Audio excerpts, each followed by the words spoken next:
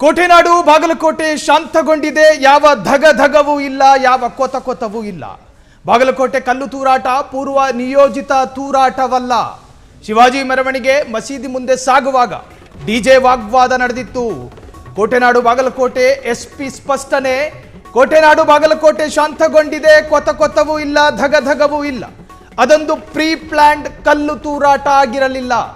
ಶಿವಾಜಿ ಮೆರವಣಿಗೆ ಮಸೀದಿ ಮುಂದೆ ಸಾಗುವಾಗ ಡಿಜೆ ಶಬ್ದದ ವಿಚಾರವಾಗಿ ವಾಗ್ವಾದ ನಡೆಯಿತು. ಕೃತ್ಯ ಎಸಗಿರುವುದು ಒಬ್ಬ ಮಾತ್ರ ಎಂದ ಎಸ್ಪಿ. ಸಂಬಂಧಪಟ್ಟ ಹಾಗೆ 8 ಆರೋಪಿಗಳನ್ನು ಬಂಧನ ಮಾಡಿದ್ದಾರೆ. ಶೂರ್ಯಾಕ್ನಲ್ಲಿ ಕಲ್ಲಿತ್ತು, ಅದನ್ನ ಎತ್ತಿ ತೂರಿದ್ದೇನೆ, ಅದು ಕೂಡ ತಪ್ಪೆ. ಮಸೀದಿಯಲ್ಲಿ ಇದ್ದವರಿಗೆ ಕಲ್ಲು ತೂರುವ ಉದ್ದೇಶವಿರಲಿಲ್ಲ. ಬಾಗಲಕೋಟೆ ಎಸ್ಪಿ ಸ್ಪಷ್ಟನೆ. ಪರಿಸ್ಥಿತಿ ಶಾಂತ.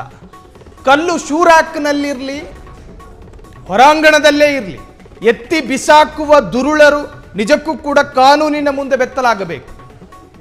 ನಾನು ಮಾತ್ರ ಕಲ್ಲು ತೂರಿದ್ದೇನೆ, ಉಳಿದವರು ನನ್ನನ್ನು ತಡೆದಿದ್ದರು. ಆರೋಪಿ ಒಪ್ಕೊಂಡಿದ್ದಾನೆ. ಡಿಜೆ ಮಸೀದಿಯ ಮುಂದೆ ವಿಪರೀತ ಅನ್ನಿಸ್ತಾ ಇತ್ತು. ನಮ್ಮನ್ನ ಪ್ರವೋಕ್ ಮಾಡೋ ತರಹ ಕಾಣ್ತಾ ಇತ್ತು, ನಮ್ಮನ್ನ ಪ್ರವೋಕ್ ಮಾಡಿದಂತಿತ್ತು. ಹಾಗಾಗಿ ನಾನು ಕಲ್ಲು ಎಸೆದಿದ್ದೇನೆ ಅಂತ ಹೇಳಿ ಆರೋಪಿ ಒಪ್ಕೊಂಡಿದ್ದಾನಂತೆ. ಕಲ್ಲು ತೂರುವ ಸಂಸ್ಕಾರ ಮತ್ತು ಸಂಸ್ಕೃತಿ ನಿಲ್ಲಬೇಕಾಗಿದೆ. ಧರ್ಮದ ಹೆಸರಿನಲ್ಲಿ, ಸಂಪ್ರದಾಯದ ಹೆಸರಿನಲ್ಲಿ, ವಿಶ್ವಾಸದ ಹೆಸರಿನಲ್ಲಿ, ಪ್ರಾರ್ಥನಾಲಯದ ಹೆಸರಿನಲ್ಲಿ, ಪುರೋಹಿತರ ಹೆಸರಿನಲ್ಲಿ ಕಲ್ಲು ತೂರುವ ಸಂಸ್ಕೃತಿ ಮತ್ತು ಸಂಸ್ಕಾರ ನಿಲ್ಲಬೇಕು. ಕಾನೂನಿನ ಭಯ ಬೇಕು. ಕಲ್ಲು ಅನ್ನೋದು ಕಿರಾಣಿ ಅಂಗಡಿಲಿ ಸಿಗೋ ಕೊಬ್ಬರಿ ಮಿಠಾಯಿ ಅಲ್ಲ. ಧರ್ಮದ ವಿರುದ್ಧ ಅಥವಾ ಒಂದು ಧರ್ಮದ ರ್ಯಾಲಿಯೋ, ಮೆರವಣಿಗೆನೋ, ಪಾದಯಾತ್ರೆನೋ ಹೋಗಬೇಕಾದ್ರೆ ಅದಕ್ಕೆ ಕಲ್ಲು ತೂರುವಂತಹ ಅತ್ಯಂತ ಕೆಟ್ಟ ಮನಸ್ಥಿತಿ ಅದು. ಅದು ಸಾಮಾಜಿಕ ಭೂಕಂಪ, ಅದು ಸೋಷಿಯಲ್ ಭೂಕಂಪ. ಅದು ಆ ತರಹದ್ದೊಂದು ಮನಸ್ಥಿತಿ ನಿಲ್ಲಬೇಕು. ಕಾನೂನಿನ ಭಯ ಬೇಕಲ್ವಾ?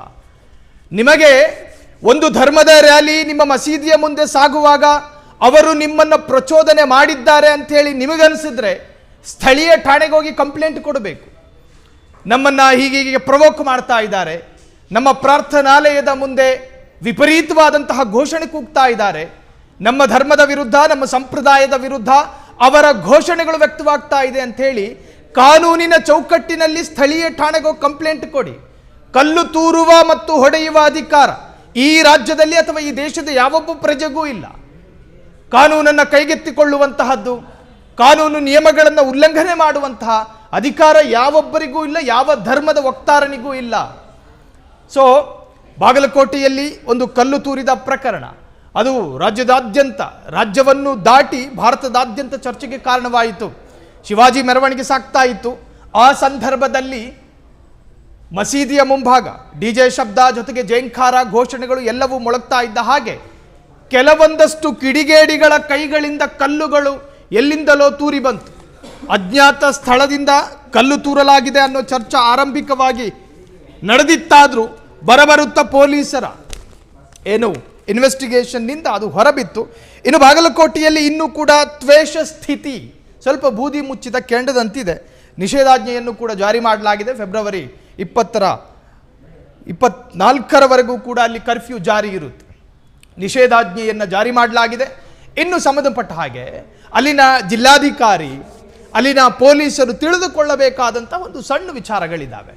ಒಂದು ಸೂಕ್ಷ್ಮ ಪ್ರದೇಶ, ಅದರಲ್ಲೂ ಕೂಡ ರಂಜಾನ್ ತಿಂಗಳು, ಈ ಸಂದರ್ಭದಲ್ಲಿ ಒಂದು ಸಂಘಟನೆ ರ್ಯಾಲಿ ಮಾಡಬೇಕಾದ್ರೆ ಅವರಿಗೆ ಗೈಡ್ಲೈನ್ಸ್ ಅನ್ನು ಕೊಡಬೇಕಲ್ಲ. ಎರಡೂ ಧರ್ಮದ ಮುಖಂಡರನ್ನು ಕರೆಸಿ ಶಾಂತಿಯ ಸಭೆ ನಡೆಸಬೇಕಾಗಿತ್ತಲ್ಲ ಬಾಗಲಕೋಟೆಯಲ್ಲಿ. ಈ ತರಹದ್ದೊಂದು ಮೆರವಣಿಗೆಗಳಾಗ್ತಾ ಇದೆ. ಈಗ ರಂಜಾನ್ ತಿಂಗಳು, ಹಾಗಾಗಿ ಎರಡೂ ಸಮುದಾಯಗಳಿಂದ ಯಾವುದೇ ತರಹದ ಉದ್ರಿಕ್ತ ವಾತಾವರಣಗಳ ನಿರ್ಮಾಣ ಆಗಬಾರದು ಅಂಥೇಳಿ ಅಲ್ಲಿನ ಜಿಲ್ಲಾಧಿಕಾರಿ ಏನಾದರೂ ಶಾಂತಿ ಸಭೆ ಕರೆದಿದ್ರ? ಇಲ್ಲ. ಬಾಗಲಕೋಟೆಯ ಅತ್ಯಂತ ಸೂಕ್ಷ್ಮ ಪ್ರದೇಶ ಅಲ್ವಾ ಇದು? ಒಂದು ಸೂಕ್ಷ್ಮ ಪ್ರದೇಶಗಳಿದ್ದಾಗ ಆ ಪ್ರದೇಶದಲ್ಲಿ ಧಾರ್ಮಿಕ ಕಾರ್ಯಕ್ರಮಗಳಾಗುವ ಮುನ್ನ ಒಂದು ಪೂರ್ವಭಾವಿ ಸಭೆ ಅಂತ ಕರೀತಾರೆ. ಆ ಸಂಪ್ರದಾಯ ಕರ್ನಾಟಕದಲ್ಲಿದೆ. ಸೂಕ್ಷ್ಮ ಪ್ರದೇಶದಲ್ಲಿ ಈ ತರಹದ ಧಾರ್ಮಿಕ ಕಾರ್ಯಕ್ರಮಗಳಾಗಬೇಕಾದ್ರೆ ಶಾಂತಿಯ ಸಭೆಯನ್ನು ಕರಿಬೇಕು.